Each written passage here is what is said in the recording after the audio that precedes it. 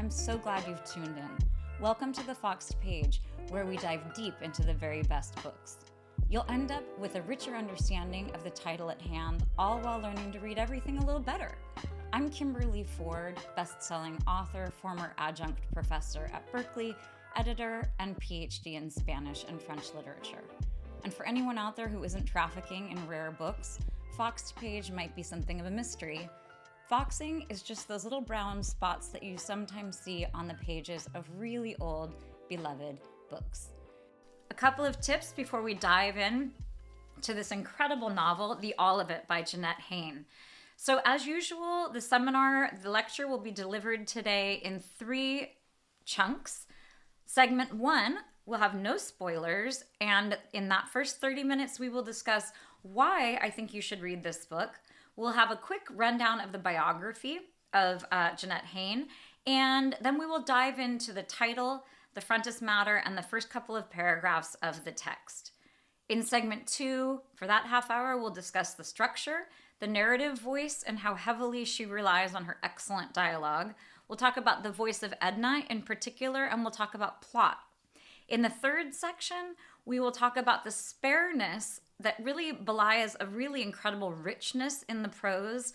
We'll talk about her use of language, especially figurative language. We're going to discuss desire, which is a very important motif throughout the book. And then, as always, we will look at the close of this brief genius novel. So we'll dive right in.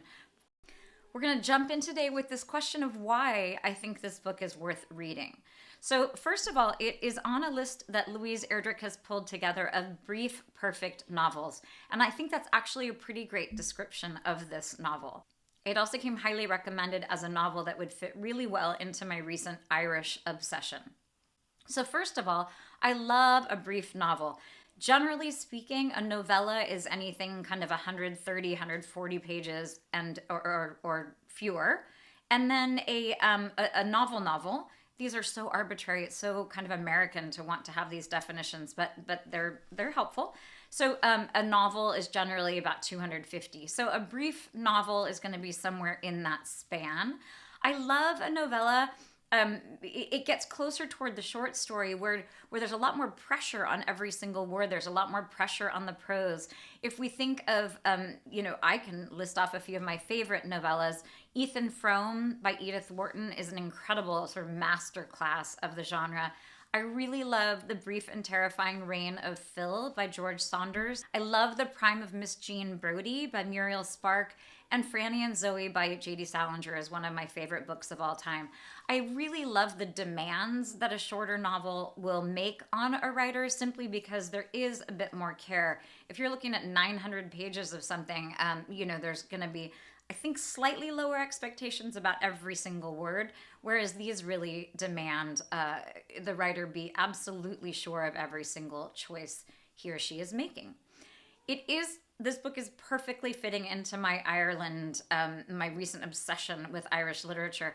For those of you who are not watching the YouTube channel, I like to think my outfit here is really evoking that Irish Spring commercial. Remember from back in the day, that very handsome young man? I think he was wearing probably a fisherman's sweater, not a black turtleneck, but the pea coat just seemed very Irish. Ireland continues to astound. This book does fit perfectly with my recent Irish obsession. I just wanted to, just for fun, in part of my literary sleuthing about Jeannette Haien, I just looked up Irish writers, and there were some surprises on this list. So George Bernard Shaw, who I've not read since high school, Bram Stoker of Dracula fame is Irish, Yeats, Joyce, of course, James Joyce, Samuel Beckett, Oscar Wilde, C.S. Lewis, and then we get into slightly more recent Colm Tóibín, Colin McCann, Emma Donoghue of Room fame, William Trevor, who's one of my very, very favorite writers, Anne Enright. The list goes on and on and on. Of course, now we have Sally Rooney and Anna Burns.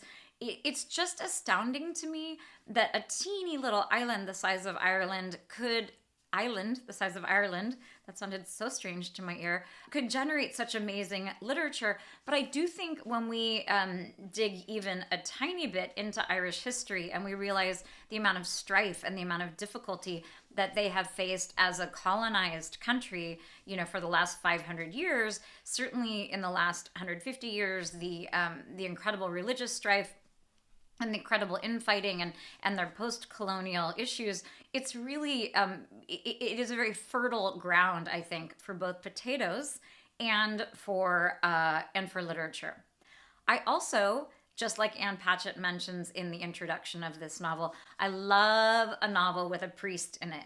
And it's exactly what Anne Patchett points out in the introduction. Priests are very much they're sort of the world. Well, they're of the world and they're not of the world. They are separate from the world. They live by their own rules.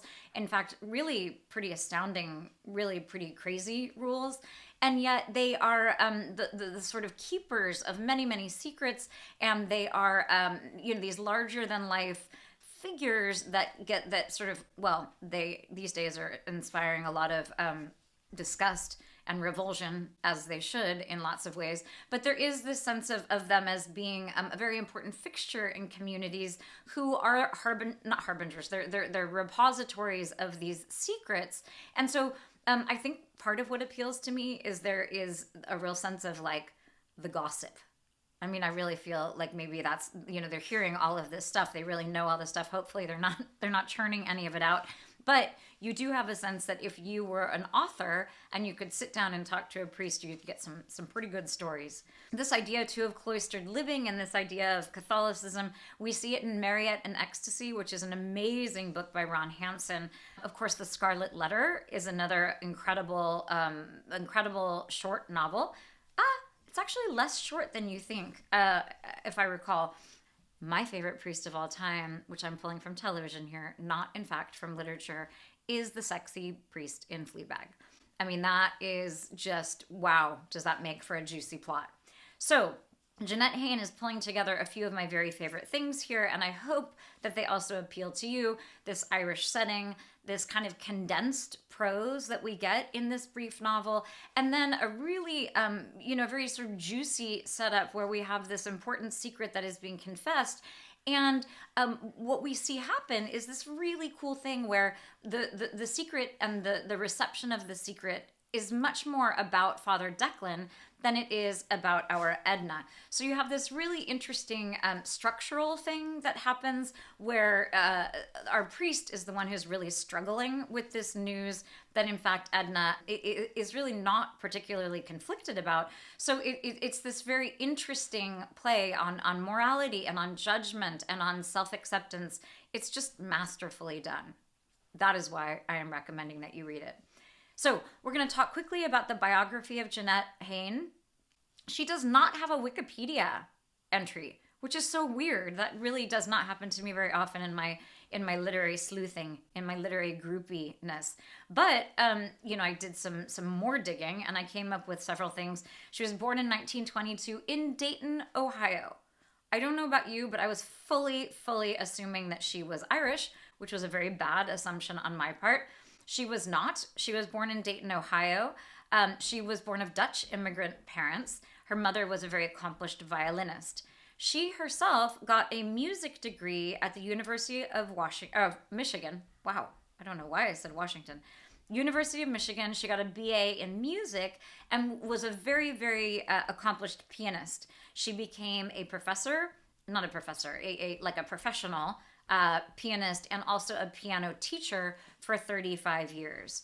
She did not start writing until her 60s. She married and had one daughter, but not until she was in her 60s did she sit down to write. I don't know if her husband was Irish, but I do know that they lived in New York and also in Connemara, Ireland. So she was certainly someone who came by this Irish experience honestly, if not, in her blood. She died 10 days after her husband of 60 years, which I think is very romantic. But there is a sense of someone who really understands, a close, intimate relationship. And someone, interestingly, I think, who is writing in her 60s with a story that really must have felt like she really needed to tell it in order to take on this entirely new occupation at 60 years old, and also someone who had a lot of life experience, which I definitely value in an author. When she talks about writing in the 2 interviews that I was able to find from many, many moons ago, she talks about music theory as being fundamental. And I really like that idea. I love it when a writer can bring another sensibility, another sort of expertise to whatever it is that they're writing. And she talks very, very explicitly about how musical theory and musical structure is very important for her writing experience. She says, "The structure of a work is the essence of it, its discipline, if you will, which makes great freedom possible. Under the laws of structure, you have the freedom to work in the freest way imaginable." So I love this idea. I love the repetition there of free twice. And I love this idea of structure and discipline as leading to freedom and imagination. I mean, honestly, we could practically spend 90 minutes talking about this little quotation here. Even the way that she, said this in the interview is just so beautifully done. So she's talking about structure and discipline as providing her this kind of, this freedom. And I love that the end of that is the freest freedom imaginable. So she's not talking about imagination per se, but this idea of the most free feeling imaginable.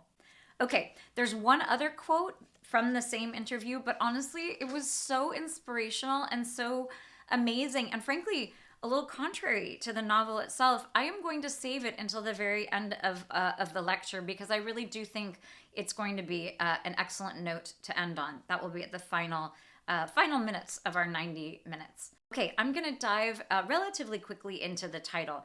So I really think this is an excellent title. I love the fact that it's a fragment.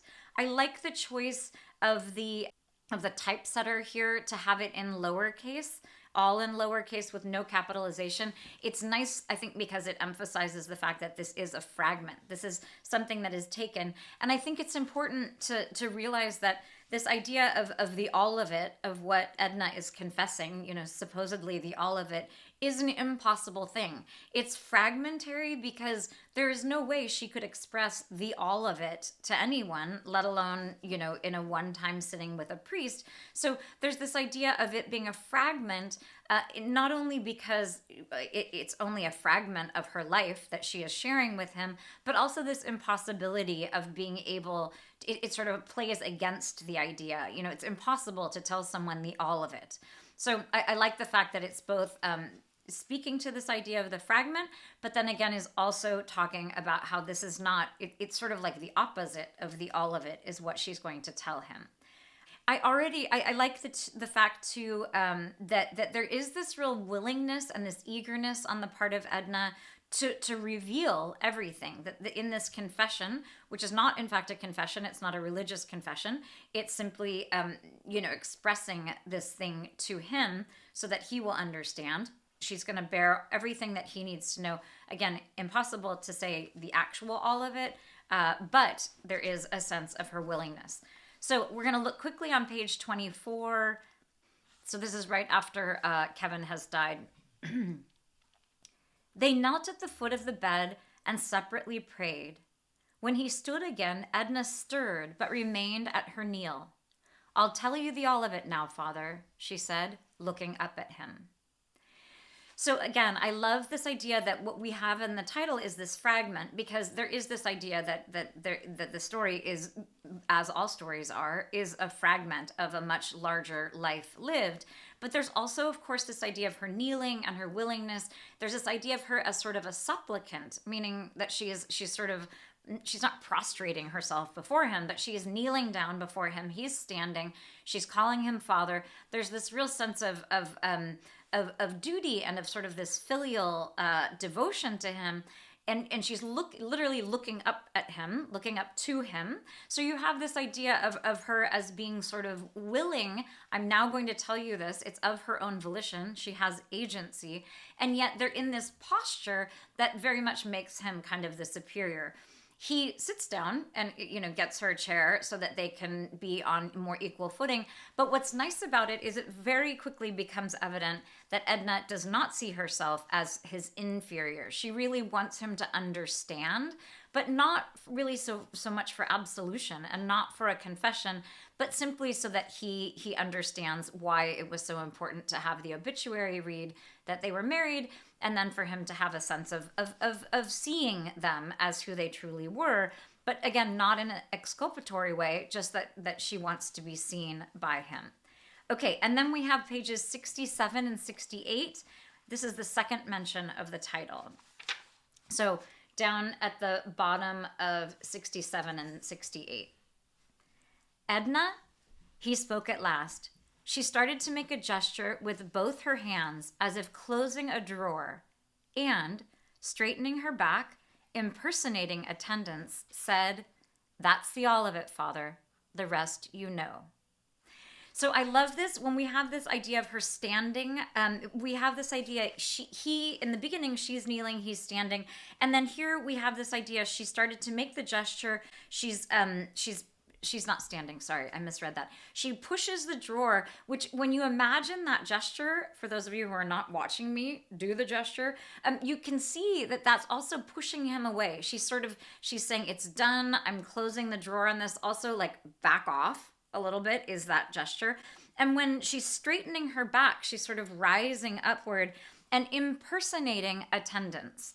So we have this she shift that happens. It happens much earlier than this because Edna, again, has agency. She's the one who's in control of the narrative. But she understands to a certain extent that she needs to impersonate this kind of attendance. She needs to be an attendant of his. But very clearly with her voice, she says, "That's the all of it, Father. The rest you know." So what's so interesting, though, of course, is that this is page 67 of 145 pages. So we're not even quite to the middle of the book. And she's like, okay, that's it. That's the all of it. And it's, as a reader, it's so interesting because the title of the book promises that you're going to hear the all of it. And then you have at the beginning this other sort of proclamation when she's, on her knees saying, "I'm going to tell you the all of it." And then not even halfway through the book, you have this sense of like, okay, that's it. And as the reader, you're thinking, oh my God, we're halfway through the book. Like, clearly we do not know the all of it. And what, in some ways, what has come in the first half is very interesting. And what will come in the second half is, on some level, even more interesting. And frankly, the second half is the part that Father Declan is going to have to grapple with a bit more. But I just love it as a title because when you see the second iteration of it and you have this like, okay, that's the all of it, there is this sense of like, wait, what? There's so much more to hear, not just in terms of half the book is still remaining for me here. I feel bad for you guys on the Kindle if you weren't paying attention. Maybe you thought it was over. For those of us with the paper book, we were like, oh, wait, what? We have still half the book to read. But also you have this sense of, expectation foiled a bit. We have not heard all of it.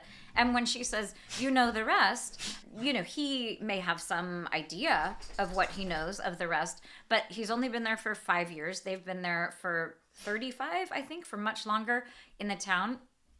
I will clarify that for the second session of this lecture. But you do have this sense of him as knowing some of the pieces, but not all of them. And so as the reader, you're really, this reader, me, I was very excited to think like, gosh, we have another whole half of this novel to really dig into what it is that is going to be so difficult for the priest to grapple with. And also, what does it look like? What does this transition into this community life look like? Okay, finally, we're going to dive into the book itself. So we have this note about the author that we are going to just skip right by. We have a lot to say about this very, very brief novel. And then we have the foreword by Ann Patchett, which I really did appreciate. I thought it was interesting. And then I love this author's note. She talks about these different things in Ireland, which I think reinforced the idea that she was, in fact, Irish. She's someone who lived in Connemara, I guess, half of the time. So you had this idea that this is something that she would know. If you just heard that, that was my dog, like, choking or something over there, one of them. So she's describing what's happening or giving us some very important footnotes. It's an interesting move because she's American. She was born in Ohio. She lived in New York. But this idea of giving an author's note beforehand instead of weaving this information into the story is a really interesting decision. I think one of the things that's happening here is she wants you to be fully immersed in that world. And if she had to explain, what a beat in the river was, or what a gilly was, or the Ural, which the Ural, that part of it was so beautiful. We're gonna get there. But I actually really liked this move because there's a certain sort of like, I need to explain a few things to you, and then you're gonna be so immersed that and this is fairly esoteric information. She's like giving you this kind of weird information about fishing, which on some level is really beside the point. And on some level, in fact, is a motif. We're going to look at this later. A motif that's very, very important in terms of fishing as a stand-in for desire and for fate and for frustration and for patience. So she's giving you this kind of, these terms of art, these weird words for Irish salmon fishing that seem totally extraneous. And it's, I think, to prepare us for the fact that she's really going to set us into a world without a lot of other indications as to what is going on. Okay. We are going to now dive in and look at the first page. This is, it's going to be an exercise in patience and frustration. We might as well be out there salmon fishing because to my mind, this book has several different beginnings, and we're only going to take a look at this first one. So on page 4 here, we are going to dive right in. Thomas Dunn, the head gillie at the castle, wasn't telling Father Declan anything he didn't already know. The river too high and wild from all the rains, and the salmon therefore not moving, just lying on the bottom, not showing themselves at all, and the midges terrible, and only the 2 days left to the season, so of course all but the least desirable of the river beats, number 4, was let already. And Frank and Peter'll be gillying for the Americans staying at the castle, Father, so I'll have to give you Seamus O'Connor, and he's hardly worth the pay, and that on top of the £20 for the beat, and you know yourself, Father, how beat 4 is after a rainfall such as we've been having. I mean, it goes on and on. So I'm going to stop there, but this is not, this is sort of, is this one sentence? This is really, wow, this is one sentence. So, and again, I could have gone on.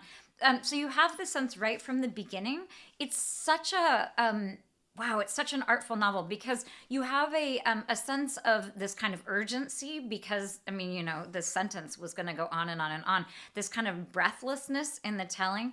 But what we're talking about here is really, again, this salmon fishing adventure. On the one hand is everything in the novel, and on the other hand, it has nothing to do with the all of it. Of course, the all of it is also reflecting everything. It's Father Declan and Seamus and the salmon and all of these different pieces.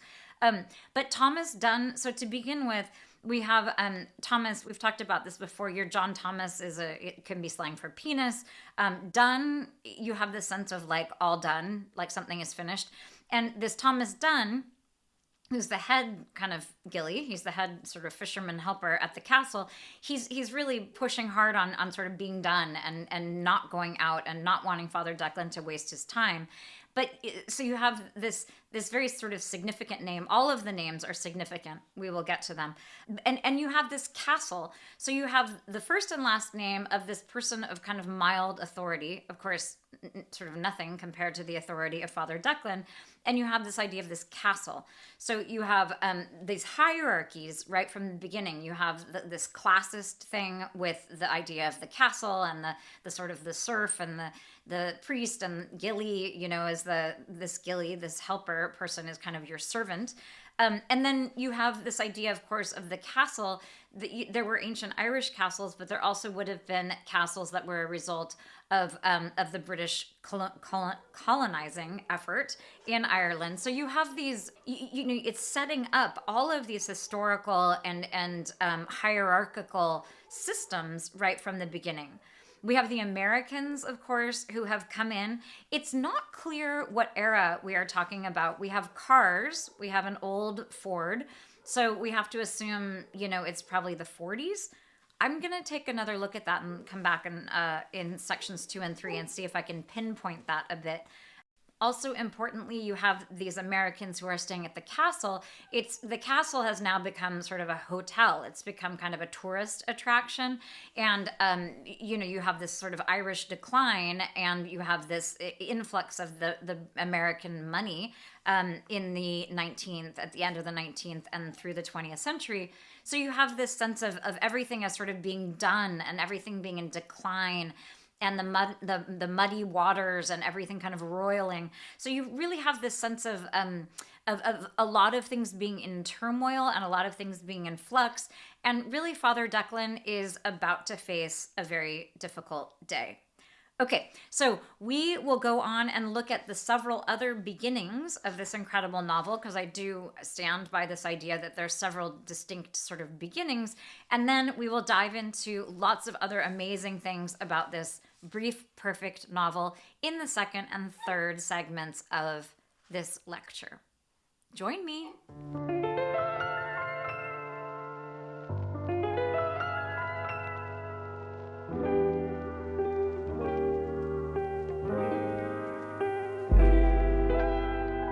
Readers, welcome back for the second section of our 3-part lecture on Jeannette Haien's amazing The All of It.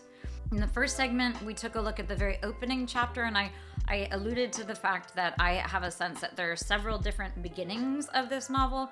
We're going to look at the structure and look at those sort of discrete, separate beginnings under the auspices of the structure itself. Then we're going to talk about narrative voice and how really, I think on some level, the lifeblood of this novel is Jeannette Haien's amazing use of dialogue. I mean, actually, she does such a great job with symbolism and with motif and with character development and plot and pacing. And oh my God, I mean, it's just it's a feat. But we're going to talk about her dialogue in particular. And then we're going to talk about Edna's voice more specifically. Okay, so Anne Patchett in the introduction does allude to this remarkable, she calls it remarkable. She also calls it a calculated construction. And if you recall in section 1, we discussed the fact that Jeannette Haien herself, with her musical background, really believed in discipline and structure for the way that they allowed her to work freely with her imagination. So it's really, it's a smart writer in Anne Patchett who is recognizing this incredibly masterful structure that is this kind of discipline and kind of musicality that Jeannette Haien is relying on. So, and Anne Patchett says it nicely. You're sort of, there are these beginning chapters that are very short. The one with the obituary is just the one paragraph. They're each a few pages, and then you're getting into that rhythm of like these short, couple of pages chapters, and then suddenly you're kind of headlong. And I do think short chapters like that facilitate quick reading. They're really like, you finish one chapter and you're like, oh my God, I have plenty of time to read this next chapter. And you sort of get going on your pace. And then suddenly you're in a chapter that goes on for, 25 pages. And then the next one goes on for 60 pages or how I did not pace all of that out. But it's almost like a trick that she does.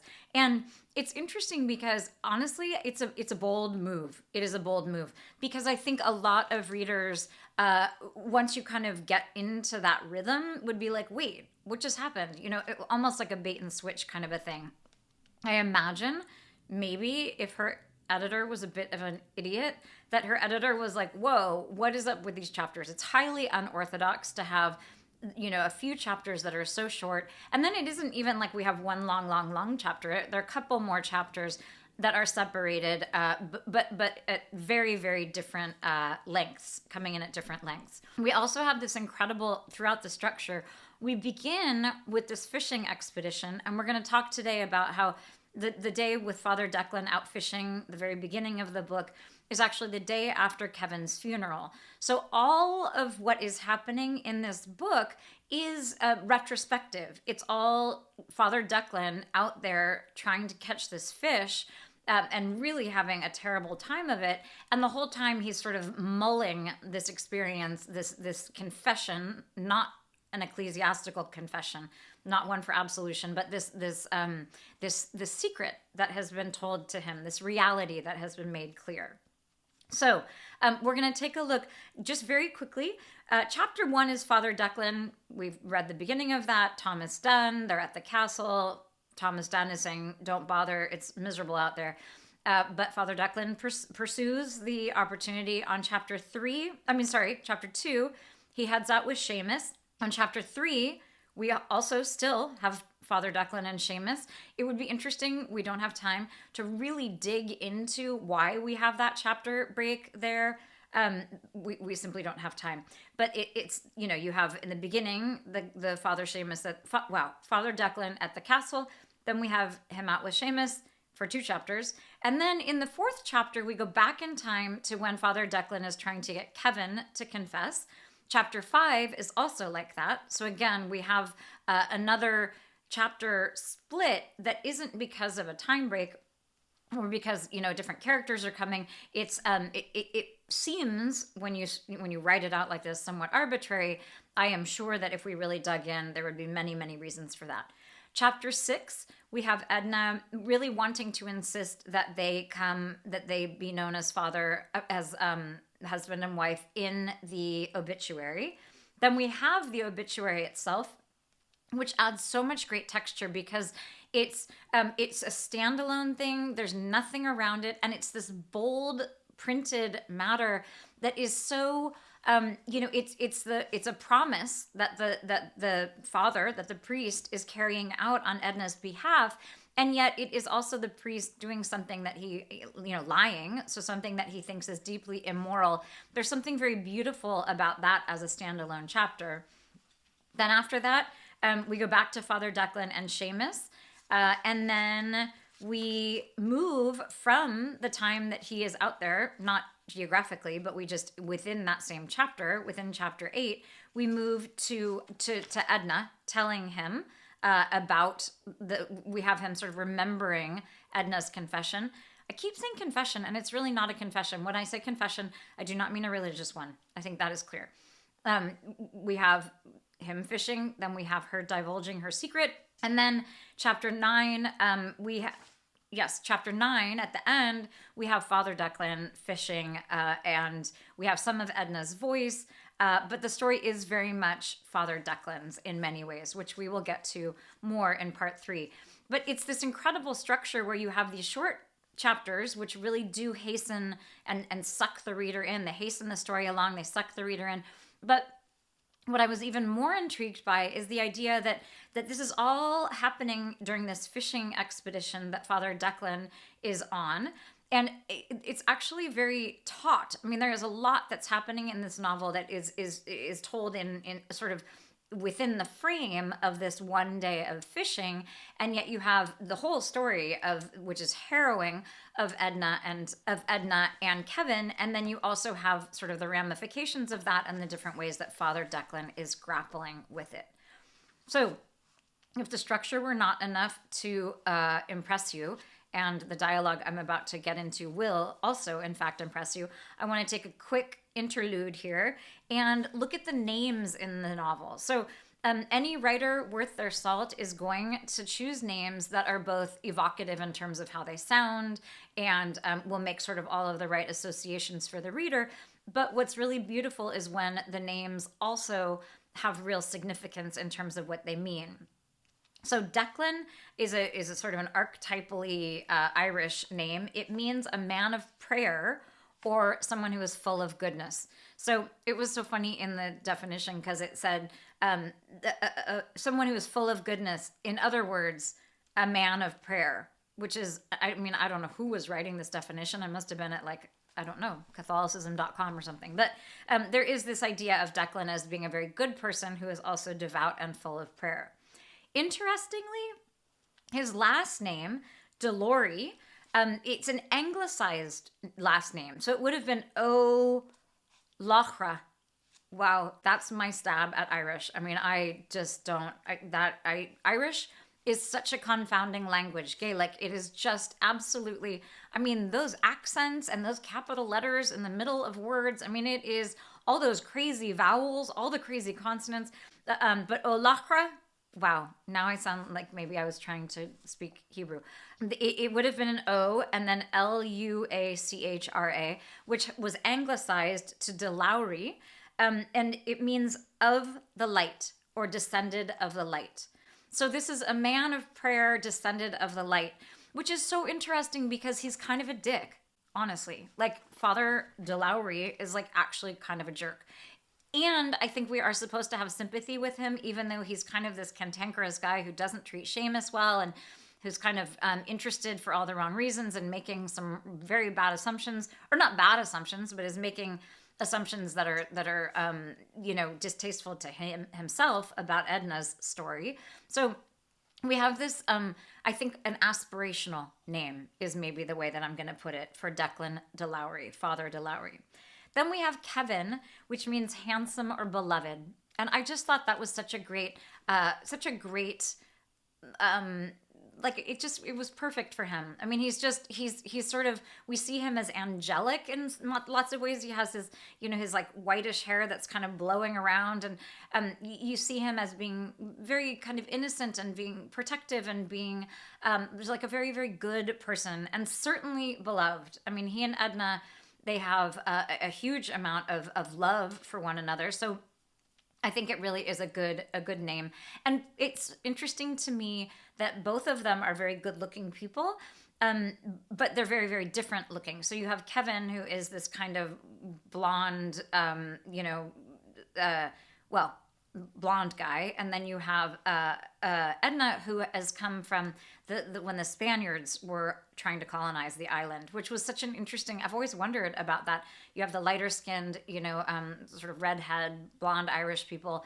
And then you have, who I guess maybe the Norse. Did those people come to, do not look to me for genealogy.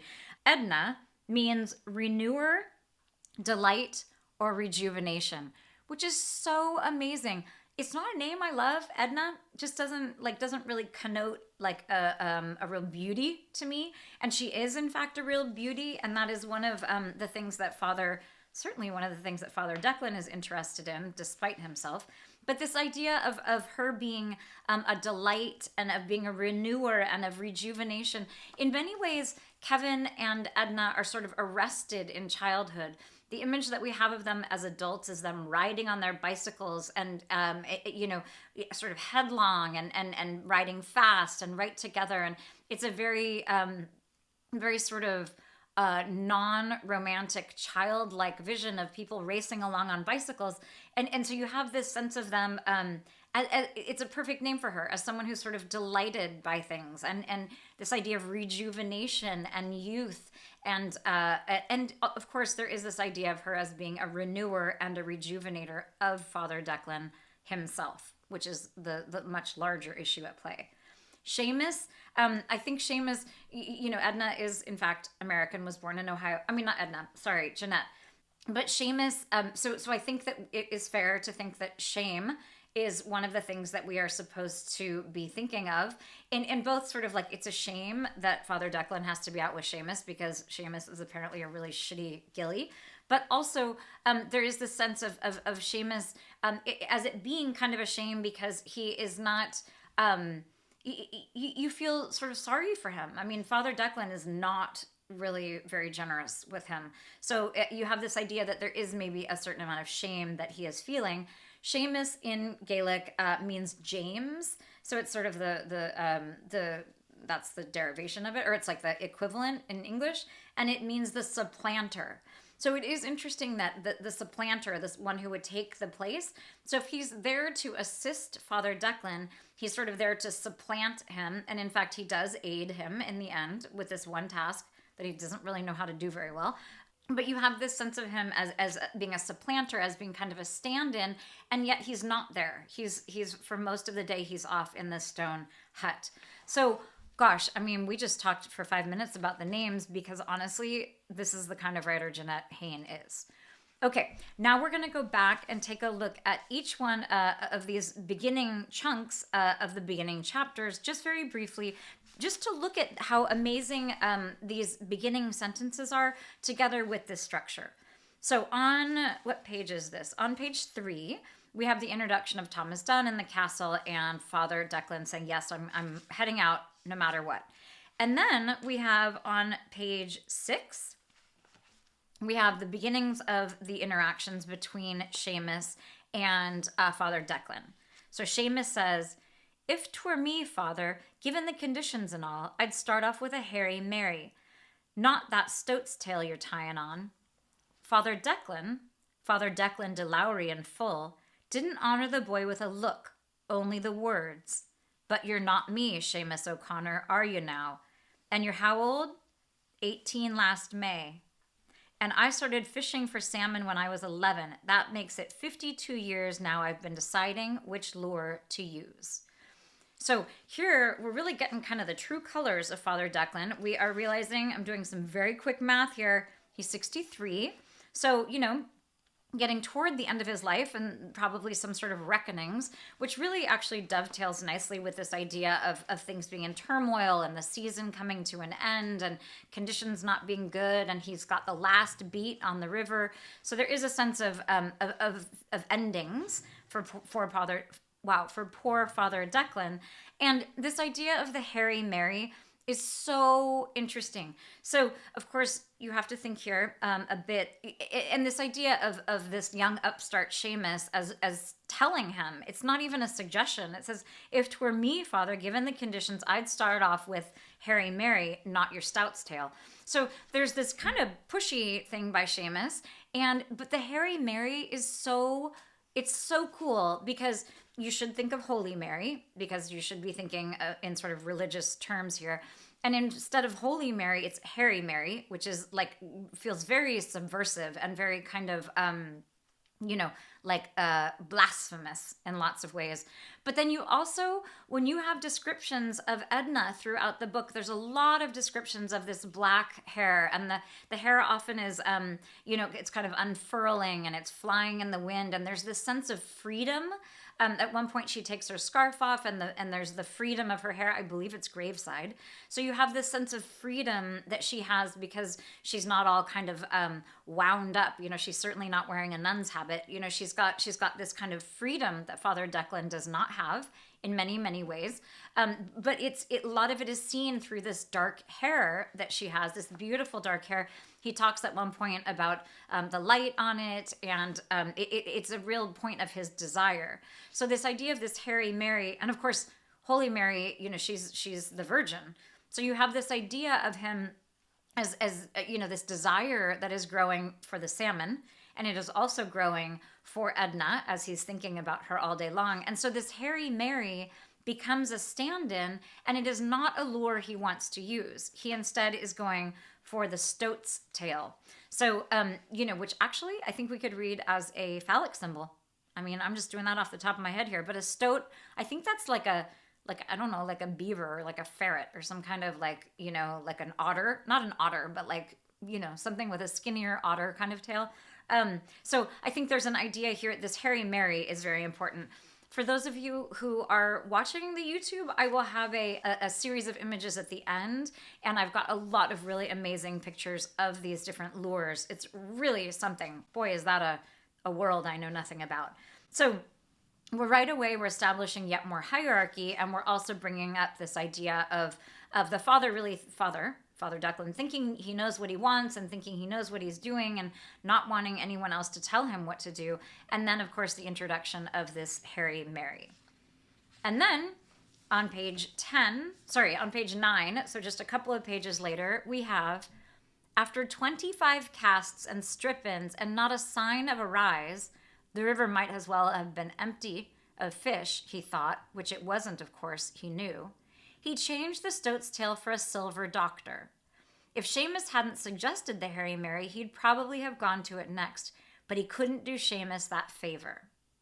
So again, you've got this obstinacy that's coming from him that's not, Seamus is not even there, but he's sort of this prideful man, and so we're really setting him up as someone who on some level needs to be taken down a peg, and on some level as someone who's just kind of this old curmudgeonly guy. Those are actually the same level, same thing. I love that we have this stark thing from the first cast of the day. So at the end of the chapter before, it's just so beautiful on page 8. So the chapter before ends with this. In the fullness of an angler's desiring, he made his first cast of the day. I love the idea of desire as being named so specifically. And then literally on the next page, after 25 casts and strip-ins and not a sign of a rise, and then a beautiful parenthetical here, the river might as well have been empty of fish, he thought, which it wasn't, of course, he knew. So you have this parenthetical here, and you have this first very hopeful cast, and then just 25 casts later and nothing has happened.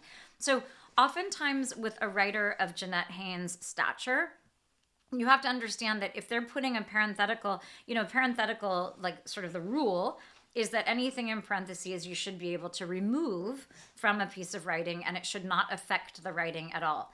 And in this case, the sentence will make sense and it won't grammatically harm the paragraph.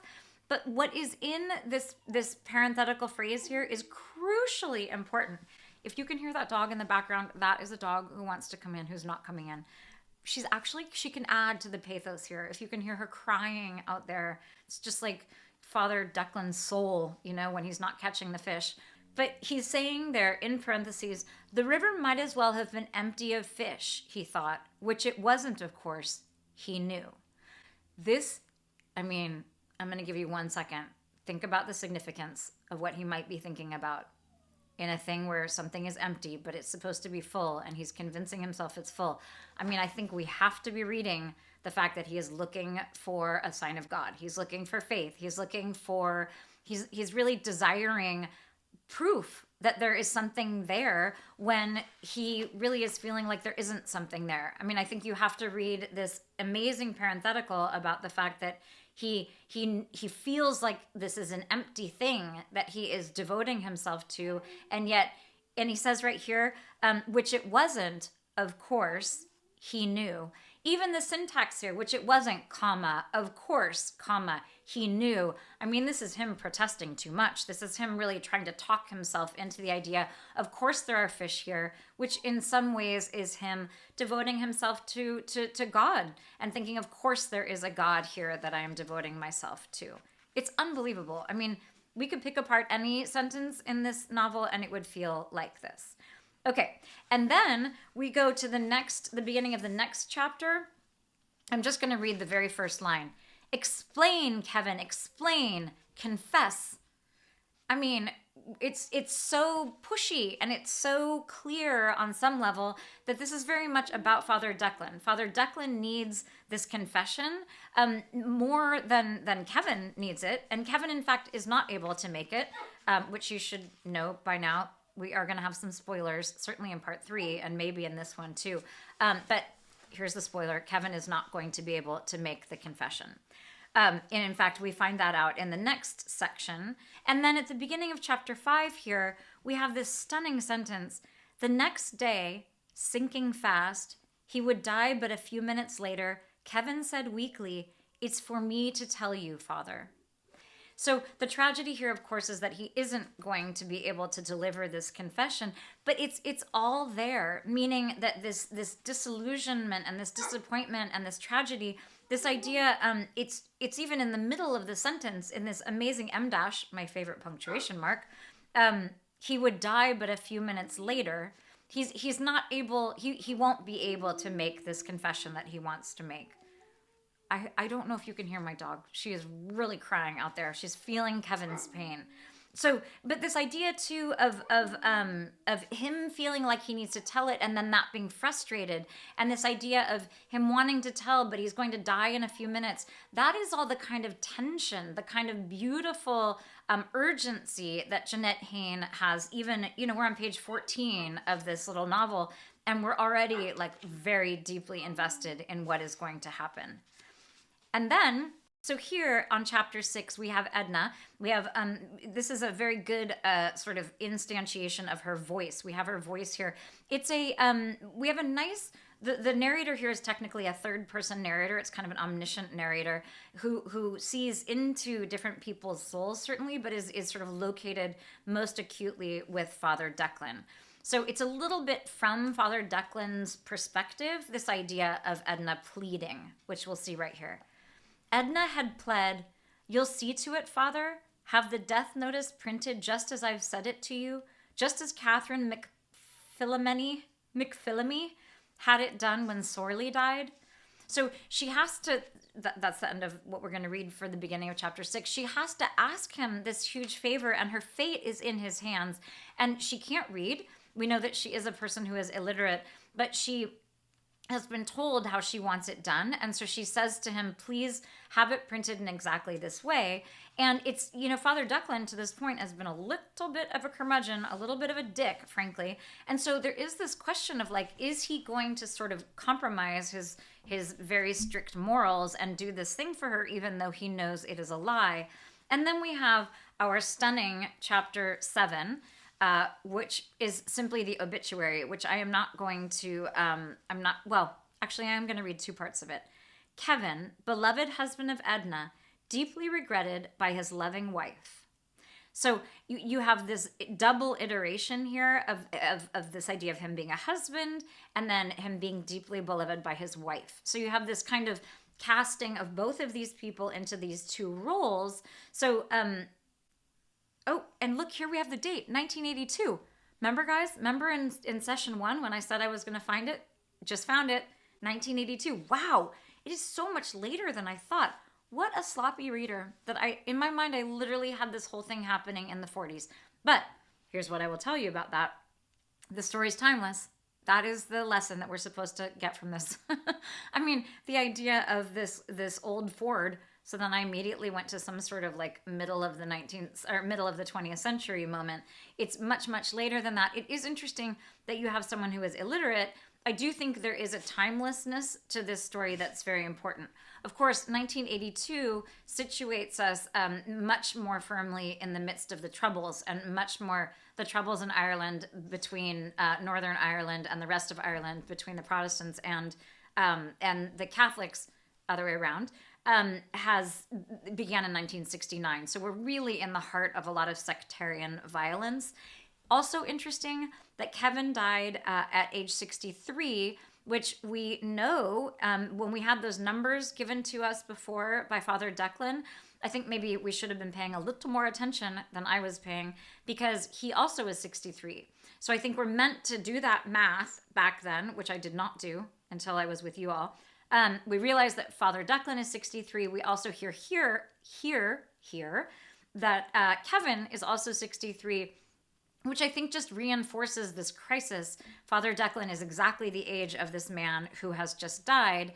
And on some level, we find that Father Declan, in fact, is very jealous on some level of this really loving, really intimate relationship that Kevin has been the beneficiary of his whole life. Okay, so I'm glad we read the obituary. It was just full. That was like a little gold mine of all sorts of amazing literary stuff. And then we're not going to read it, but on page 21 at the beginning of chapter 8, we go back to Father Declan, and he's out fishing, and it's miserable, and the midges are biting him, and he's not catching anything. And then chapters 8 and 9 move along. 8 is not super long. It's 8 pages. But then chapter 9 is when things really get cooking. And we go all the way, oh my gosh, do we go all the way to the end of the book? Yes, we do. 9 chapters. So I am going to close the discussion of the structure of the book and of the amazing sort of several different starts with the argument that really this is a story about Father Declan. It's really a story about a 63-year-old man who is really facing his mortality and really facing a crisis in terms of God, and in terms of desire, and in terms of life choices, and in terms of mortality. So it's a really beautiful way to structure the whole thing.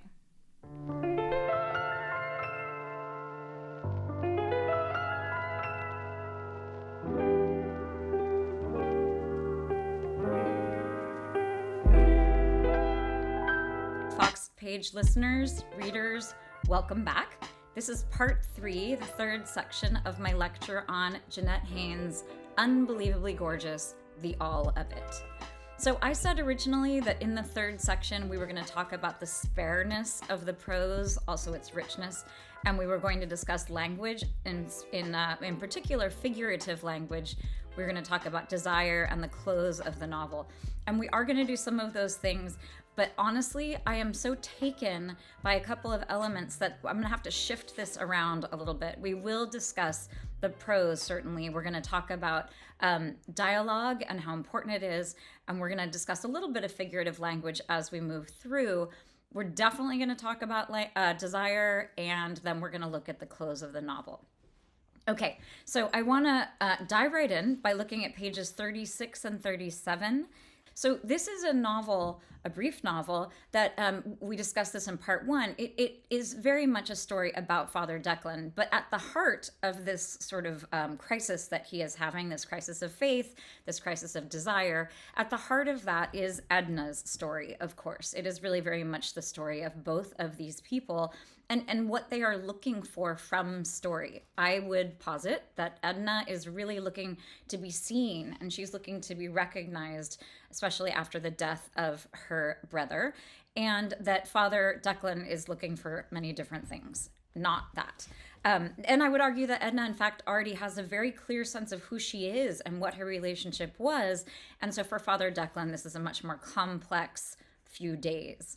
One of the ways, as you might imagine, that the novel is really doing its most amazing work is through dialogue. So this is an entire novel that is built on the dialogue, on this conversation between these two people. And I find that the dialogue in the hands of Jeannette Haien is just unbelievably well done. So on page 36 and 37, there are a few things I'm going to tease out. One is the dialogue itself. The other are the glosses, which is simply sort of all the words around it, things like he said, she said, all of the words around the actual words that are spoken within the quotation marks, and then gestures. Those are the three elements we're going to look at. So here on page 36 toward the bottom. This is, again, conversation between Father Declan. He begins speaking, and Edna. You never asked your dad about the room, Edna? You nor Kevin? He asked gently. She turned on him, a face fired with frustration. I can tell it's hopeless, Father. Hopeless? Speaking of it, there's no way to get it across to you, she spoke through her teeth. The fear we had of our dad. Ah, I see. Forgive me, Edna, but I see now. You have to see, she said deeply. If you're to understand, you have to. I do. I see now. Believe me, Edna. So I'll go on then? Please, Edna. So there is so much good work happening here. The actual dialogue, so any writer worth her salt is going to write dialogue that is so strong and that is so so telling and working on so many different levels that you should not have to actually have adverbs, and you shouldn't have to rely on your glosses and the gestures to convey things. If I were going to find any fault in this incredible novel, that would actually be just one of the sort of very, very nitpicky things I would say. So when he says, you never asked your dad about the room, Edna, you nor Kevin, he asked gently. It is important to let us know, but I would argue that, the rest of the dialogue or some other things, or maybe if she switched the wording slightly, that she would be able to eliminate that gently. It's not terrible, and in my opinion. And I think that, you can argue that, in fact, the occasional adverb is very expedient. So I don't think it's terrible, but I think it's a little bit kind of sloppy. It's a little bit easy.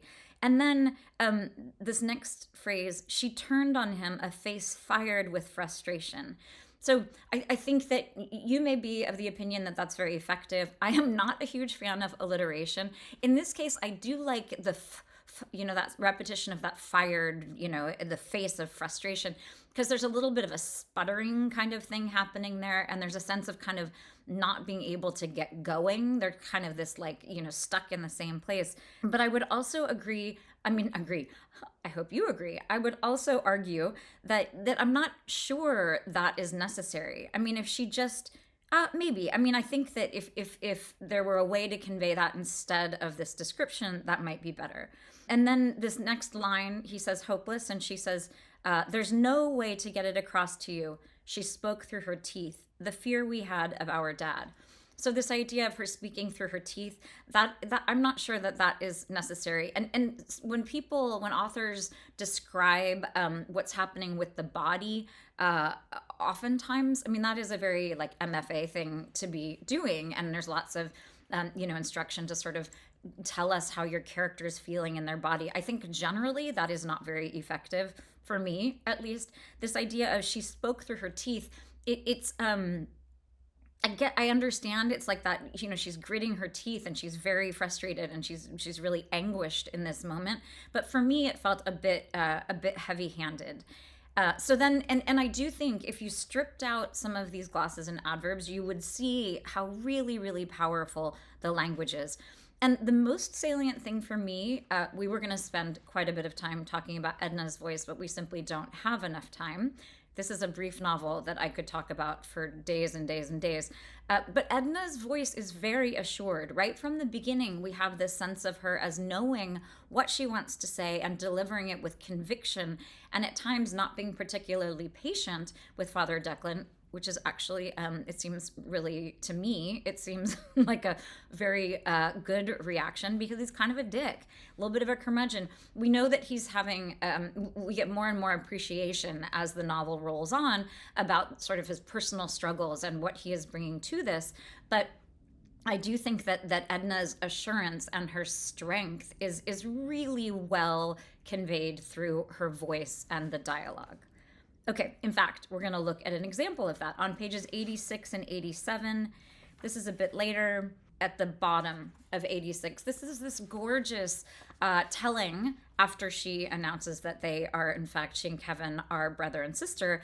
She has this incredibly colorful and detailed description of their journey together, from way up in the north in Donegal, in that mountainous region, then down toward the south, kind of the middle coastal part of Ireland. It's this beautiful description on the bottom of page 86. She laughed richly. I had this certain picture in my head of a cottage with pink dog roses and hollyhocks at the door, and a cow lying in the shade of a stand of alders, and sheep grazing in a pasture that let down to cliffs and the sea beyond, and inside the cottage, a blue tea cloth spread ready on a table. It was all so clear to me, being as it was a dream of the desiring kind. So there is a lot happening here. I'm going to very quickly say that I think it's a very biblical sort of scene. She's imagining her own sort of Eden. And I think here it's not so much like an apple tree or a fig tree that is at the center of this, but it is this kind of Edenic thing. But it's almost like an Old Testament thing where you have, two of each of the species. And here we don't have two of the cows, but we do have we have more than one sheep. But you have this idea, and even dog roses, there's this nice evocation of dogs. There is this cow, which is going to come up again later, the symbol of the cow. There's the idea of the sheep. So there's this very sort of bucolic, Edenic, kind of pre-lapsarian vision. Pre-lapsarian simply meaning before the fall, before Adam and Eve realize, before they fall prey to Satan and eat the apple of knowledge and understand that they are flawed and that they are naked and sinners. But so there's this very beautiful description that is so compelling to us, and then she wraps it up with this nice repetition. This is a word that comes up again and again, of desire. So this is a dream of a desiring kind. And importantly, we have Father Declan respond with this. She says, "It was also clear to me, being as it was a dream of the desiring kind." And desiring here is in italics. He marveled at the word she'd chosen to emphasize and nodded his head in a deep, according way. So he, as we are going to find out, he is becoming more and more desirous of Edna and of what Edna stands for. And, with a certain amount of innocence, ultimately. Edna, importantly, has taken, in some ways, the same vow of I almost said the same vow of celebrity. the same vow of celibacy that our father Declan has taken. And we don't know that quite yet, importantly, but she really is very innocent and pure. And there is this very sort of Edenic idea here, but it's full of desire. And for her, it was an innocent kind of desire, this desire to care for things and to have things growing and abundance and peace. And so he says, he's nodding because he's really understanding this sort of innocent desire. And then she says, "You do see the state I was in." She met his gaze with luminous eyes. "Well, we went all that day, happy as larks." So this is I like the idea of how she says, "You do see the state I'm in," because again, she knows herself, and she knows her innocence, and she knows that this dream, in fact, to a certain extent, becomes reality. So you also have her. She goes on after this larks business. We have Father Declan. Often he is seen as kind of together with the salmon. His struggling with the salmon and the fish. It's this kind of the salmon, which is elusive, and it feels empty. The river feels empty. Is very much a crisis of religion for him, and salmon on some level is sort of a stand-in for God. And of course, you have the idea of loaves and fishes, and this idea of the fish multiplying and him being able to, much like Christ, being able to provide these loaves and fishes for his parishioners. In contrast to the fish in the water, we have this idea of these seabirds in particular, but larks, and Kevin is very closely tied to the kestrel, which is a type of a hawk. But even the sound of it, Kevin and kestrel, and very explicitly, we have a point when Edna says that Kevin was very partial to kestrels, it's interesting because they are a hawk-like creature. I see him maybe as like a little more interested perhaps in something a little more passive and sort of beautiful, although kestrels are also beautiful. So we're going to go down a little bit further and look at the bottom of page 87, again, to reinforce this idea of Edna's strength of voice. Father Declan is saying, "Her prowess still," he thought, "unkillable, emanating from her like heat." So here we have this idea of her talking about desire, and then he has this sense of her heat and this idea, and unkillable is very strong. It's not indefatigable, or it's not just like untiring. It's like unkillable. There's something about her that is everlasting in a way that speaks to immortality, and it speaks to God, and it speaks to the idea of the kind of deliverance that Father Declan is looking for. So she, in some ways, is a paragon of what he is looking for. "Father, I'm going on too much." "No," he protested, "no, just the contrary." And in the clutch of a near-forgotten sense of intimacy and concentration, "It's years since I've engaged in such close talk with anyone. It makes me happy." He might have said sad if he hadn't caught himself in time, then wondered whether, for what he had said, she'd think him ailing. But, this is Edna speaking, "A talk of the confiding sort," she said simply. "It's not everyone a person can have it with." So this is a beautiful moment. It's, we're 88 pages into the novel. The novel's 145, I think, long. So we're at a very important sort of, 3/4 of the way through. And this is a little bit of a preview of what we're going to see in the climax, which we're about to get to in just a second. But his desire is mounting, and she is able not only to sort of not shame him and not make him feel bad, but she's able to very clearly say, I'm confiding in you. This is not a confession, but this is a very rare sort of intimacy that we have here. She's able to reinforce that and to sort of, keep her stand and keep her strength. And even in the face of what feels like kind of this desiring thing where he's sensing heat and whatnot. Okay, then we're going to move on from this strength of Edna's voice and this kind of this pre-climax. Wow.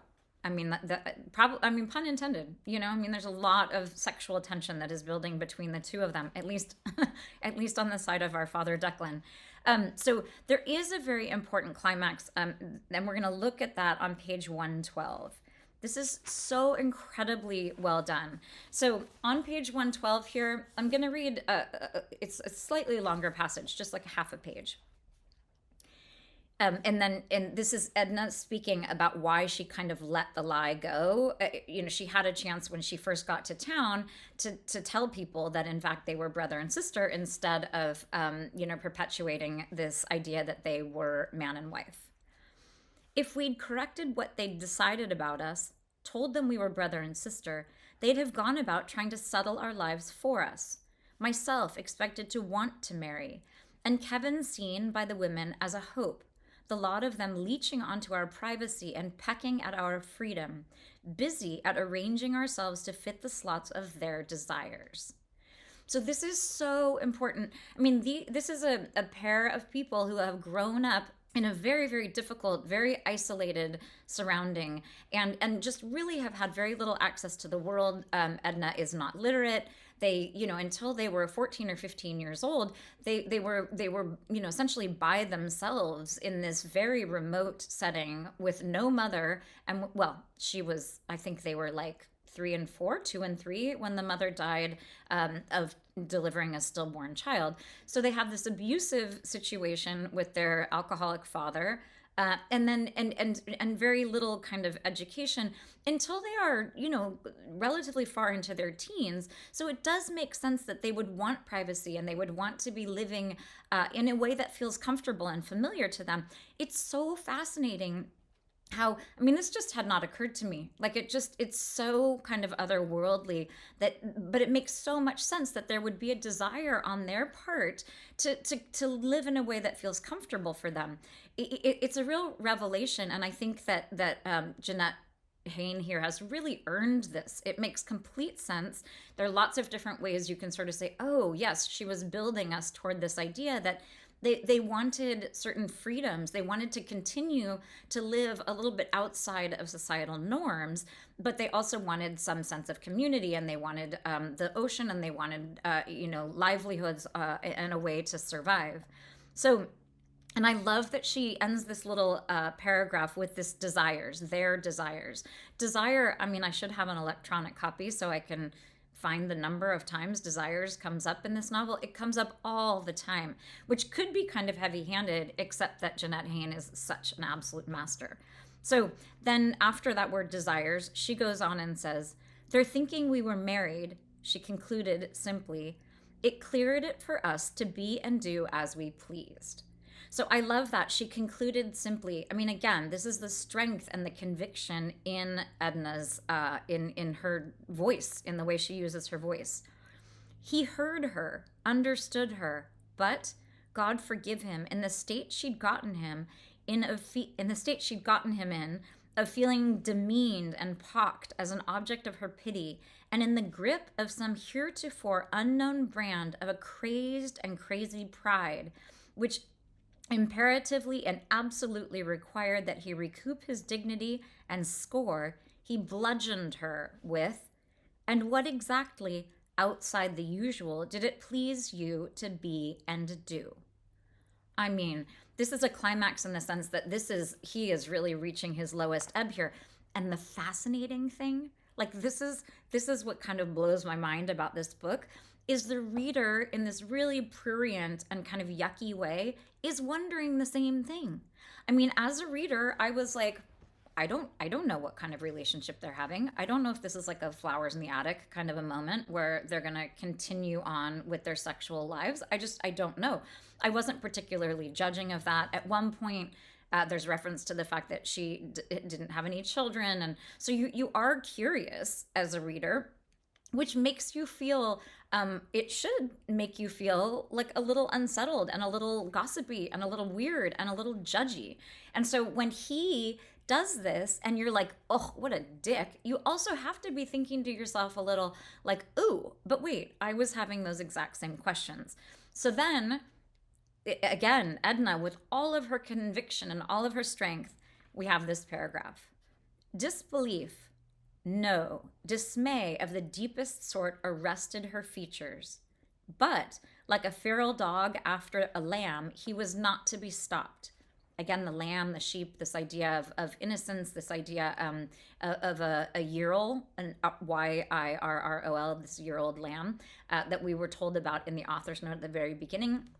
This innocent lamb, this lamb of God here, is he's attacking her. He was not to be stopped.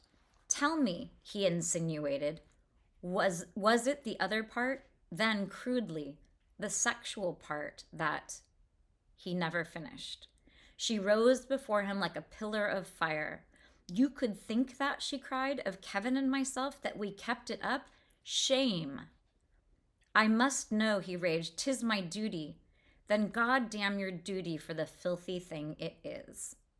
I mean, it is just so beautiful. It's so forceful and so, it's working on so many levels, this goddamn, this expletive that people use all the time. In this case, obviously has this very important, double meaning, because it really means what she wants it to mean. It's goddamn, she's meaning this, in fact, pretty literally. It's really beautiful the way that she says shame, and you can't see this, but it is italicized and has an exclamation mark. So again, this voice that she has and this conviction and strength are just undeniable. It's so beautiful. So after we have that climactic moment, it's so funny. Part of me, after I finished reading the book for the first time, I kept kind of forgetting that there was this whole thing, kind of a denouement that happens after this climax.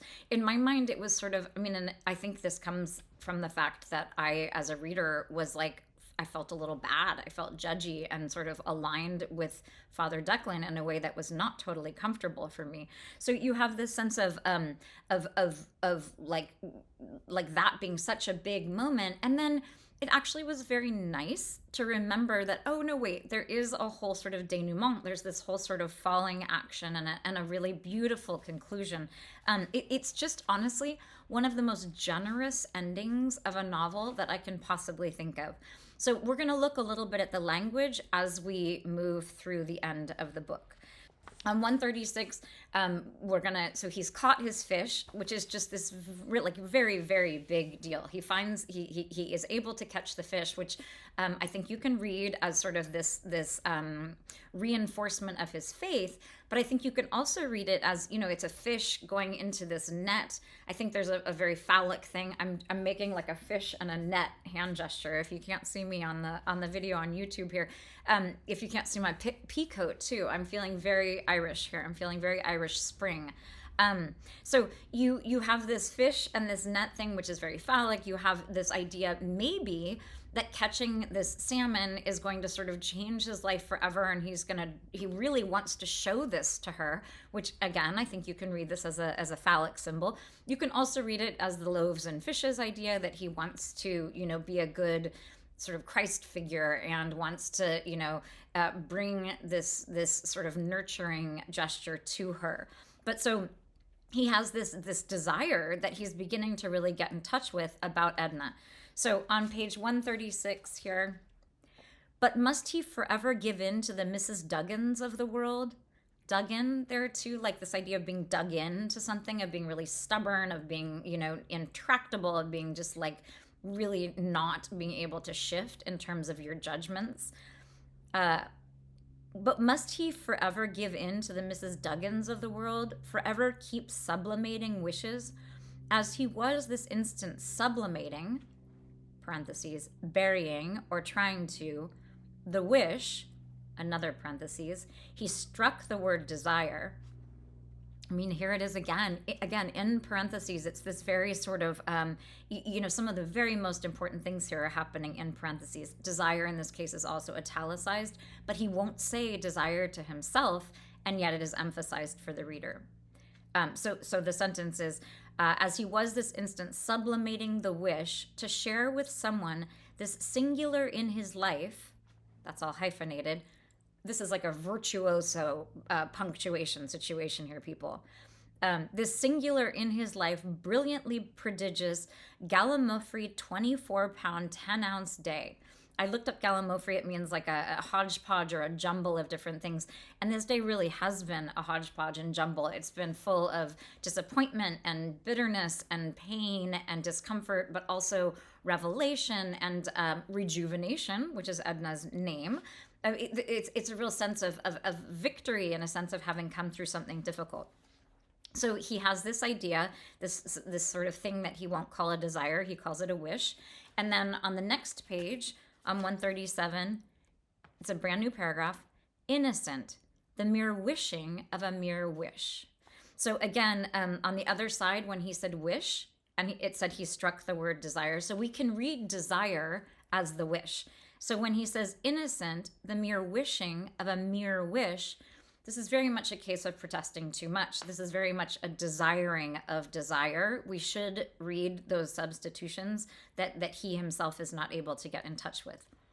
The snare, face it, was the wish's hub, the core specific Edna. So he's getting to this idea of Edna as being, as a wish.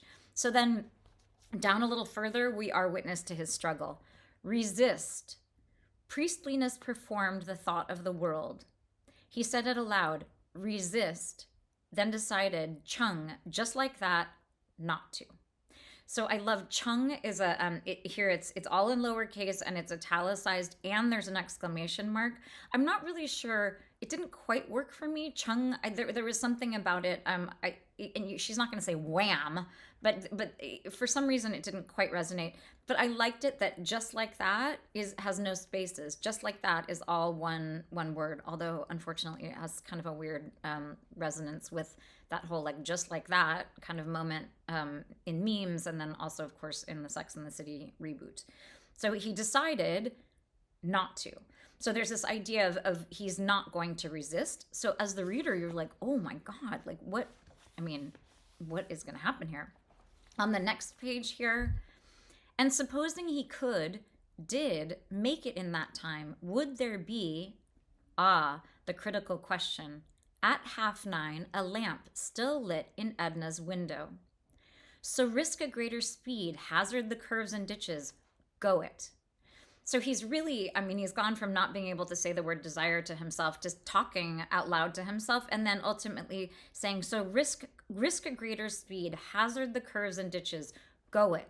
So he's like giving himself this kind of pep talk, and it's very direct. It's in a it's the imperative tone, and he's using that tone on himself, sort of. So as the reader, you're aligned with this idea of go, drive. Hazard the curves, and the ditches, which of course is, metaphorical. And this idea of go, you need to go. Okay, so then we're going to look along a little further. So then he arrives. There is a light in the window. And as the reader, he goes past that first house and you're like, hurry, hurry, hurry. And so on 141, we have them, she comes running out. She's so happy to see him. And then this is such a beautiful short little bit here in the middle of 141. He had opened the car door but remained seated inside. Edna? She stood at his side, close, her eyes as large and liquid as the rainwater pooled in the yard's stone beds, and her dark hair loosened like an increase of the scented night. He felt as jumbled as a bag of rags. So I'm not actually that wild about that next paragraph, the idea of him being jumbled as a bag of rags, just because I think as a metaphor or as a simile, it gets us a bit too far afield. But everything before that, this idea of him opening the car door but remaining inside the car. So he's seated and she's standing, which is a reversal of what they were doing before, where she was kneeling and he was standing, and then they both sit. It's also, with the door open, it's this kind of liminal space. So liminal spaces, if you ever come across a character in a doorway or in a hallway or, passing through an airport terminal, any space where there's a lot of, people moving and a space of transition, it can often be a sign that you are meant to see this person as in a big transition. So certainly here with this open door and with her standing there is a sense of the two of them as being together, and yet you have this door that is also acting, and he doesn't turn toward her. He's like sitting in the car. It doesn't specify, so I imagine, in my mind's eye, he is facing, like, he almost is sort of still about ready to drive away with, sitting straight forward, but facing her, turning to face her. So there's this beautiful setting, like the way that they are positioned, and then there's also the eyes. Her eyes are very much like the rain that has pooled. And when he talks about the stone beds, I think we're supposed to remember the river here. We're supposed to have her eyes and the water there being very much like the river that he has spent the day fishing from. And then, of course, this hair. So she's got, this hairy Mary, this idea of the freedom that she has with her hair being uncovered, and it's very feminine, it's long, it's dark, it's curly. So she's got this loosened hair that is very alluring to him. Okay, and then we're going to move on toward the very, very end of the book. This is now counting as the close of this 30-minute segment, because we are looking at the very end of this gorgeous novel. So on 144 here up at the top, emboldened, he said, "There's no one in the world but you I wanted to see tonight." Yikes. She did not move. Her eyes remained firmly fastened in the clasp of his own.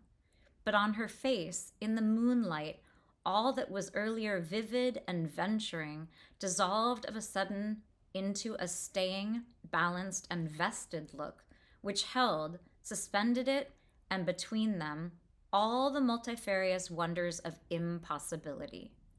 What a gorgeous passage. So a couple of things. I love that in my copy of the book, and likely your copy, this VEN here, it says all that was earlier vivid and it's venturing. I thought it was going to say venal, like a venal sin, like a mortal sin, I think that's what a venal sin is. I think it's like a bad one, like a sex one. So and that might not be right. Don't quote me on that. Again, not a Catholic. And then, but this idea of all of those V's, this vivid and venturing and vested. So, you have the Vestal Virgin. So there is this idea of that Vestal Virgin thing happening, and just virginal in general, which is really important because she is very much this kind of Mary. She is this virginal, celibate creature. And that is, I'm sure, adding to his desire, this idea of impossibility. And yet, it's this gorgeous ending, the multifarious wonders of impossibility. I mean, it's just absolutely beautiful. Multifarious also has this kind of like a little bit of like a nefarious kind of overtone. It's like, it's a big word, and it's a word that has a root in it that is often, nefarious is often used as very sort of evil and terrible. So there's a lot of risk in this paragraph, like with this venturing that is almost venal, and this idea of multifarious, which is close to nefarious, and impossibility as the last word of the paragraph is absolutely, it's damning in some ways. But then this beautiful thing happens where she saves him, and she saves them both, and it is this kind of renewal, this kind of rejuvenation that her name promised, because she's not going to allow him, a fall from grace, and she's not going to allow him, this sexual desiring that he, I think, is also very ambivalent about. So he's distraught, and then on 144 here, down toward the bottom, "Could you not come on Monday at tea time? Your duties permitting, of course." Still watching him. "I'll have hot oatcakes." And as he was still silent, she challenged him with, "You do like my oatcakes, do you not? You've always said you do." "I do," he blurted with the sudden heart of a man who has been long at the oars and sees before him, through the mists, the post of a mooring. "You know I do." So this is a beautiful evocation of the river, that he's been on this boat, he's been at the oars, and finally is seeing, safe harbor. "So we'll leave it stand for Monday." He nodded. "Monday," he repeated, and, meeting her eyes again, "You're to have a good bit of the salmon, of course." Which, of course, is his faith. If we're looking at salmon both as, this loaves and fishes, this idea of him being able to care for her, But it is, and him as sort of promising afterlife as a Jesus figure, but also this idea of his faith, that he is reaffirming his faith by mentioning the salmon and then is going to share it with her, which is, what you would hope from a priestly figure. She smiled deeply. It'll be a ravishing treat for me. And I love that, because ravishing is it's such a sexual term, like this idea of being ravished and this ravishing hunger. It's the perfect like sublimation really of this kind of ravishing desire that they both are feeling. I mean, she's not having a ravishing desire for him. She's like definitively not. But she's able to talk about, instead of sexual ravaging, not ravishing. There's this idea of the salmon, the faith, as being what is sort of ravishing for her. She took a step back from the car. He turned the ignition key. Over the engine's murr, he said, "Thank you." Ah, she augmented the drawing out of the word with a skyward lift of her head. It's as I have said, we're that alike. So good night then, Edna dear. You'll drive carefully, won't you? I will. She livened and teased, for the salmon's sake, of course, but her face was serious. I'll just watch you into the house, he said. She crossed the yard slowly. From the door, she waved. He called out again, "Good night, Edna," then turned the wheel hard to the right and started off down the track of the moonlit homing lane. So beautiful. So, at this very end, we have this idea of these cars, which have been, we didn't even discuss that. The cars are such an important piece of this whole puzzle. Cars being something that came up over and over and over again. So he, at the end, is at the wheel. There's a sense of him as having will and him as having direction. He's turning to the right. So there's this idea of him turning, in the right direction, the proper, correct direction. And starting down the track of this moonlit, so the moon should be associated with women. So it's this idea of his path as being lit by Edna, lit by this womanly presence, this moonlit, and then this homing lane. So this idea of homing in on something, this idea of going homeward. Again, he's 63 years old. I think you have this sense of him as moving toward a home, which is in this case like the rectory or the abbey or wherever it is that he lives, which in the past has felt cold and lonely and desperate to him. But you have this idea that because he has this connection now with Edna, and because he's had this process of rejuvenation and this reinforcement of his faith and of his life, that he will return home to a place that in fact feels much richer. So I hope that has been illuminating. And I hope that, my argument about the idea of this being about Father Declan, I don't in any way want that to detract from the idea that this is also very much Edna's story. But I will argue that, not only does the story begin and end with a lot about Father Declan, but he is the character who has that kind of archetypal, growth. In the beginning, he's kind of this curmudgeonly, spiteful, mean old dude. Although, interestingly, that happens after Kevin's, he hasn't been able to fully absorb Edna's story, because it's, he's out there fishing and he's testing all of these limits and all of his faith and his sense of mortality. But then throughout the day and with the catching of the fish, we have, after he's thought about this for 12 hours or whatever, and then his return to Edna, his acknowledgement of desire that in fact is a desire for intimacy, but like a conversational intimacy, an intimacy based on understanding and lack of judgment, if that's possible for a priest. But so you have this beautiful sense of him as in some ways being aligned with the reader, who is also very curious, but this sense of reinforcement of the possibility, not the impossibility, of human connection. It's just gorgeous. So I have to end actually, though, not on that note, which would have been gorgeous enough, but I want to end on this quotation that I promised you all that I would read at the very beginning.